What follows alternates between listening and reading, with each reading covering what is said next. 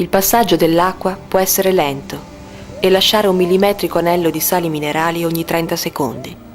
oppure frettoloso, come per fuggire, nascosto per arrivare di sorpresa, o impetuoso per stordire. Il passaggio può essere carezzevole invitando all'abbandono o disastroso fino a creare voragini. Ma è un movimento che non cessa mai, che percorre ogni direzione, che lascia il segno plasmando il suolo che attraversa, creando asperità e dolcezze, abissi e incanti.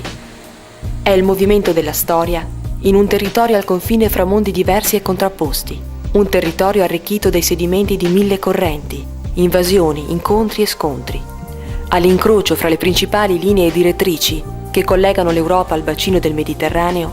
protetto dalla mano allungata dei Monti Lessini, ristorato dall'ampia massa del lago di Garda, proteso nelle vaste valli della pianura padana, attraversato dal grande fiume Adige, si estende il territorio della provincia di Verona, labirinto di percorsi storici e geologici,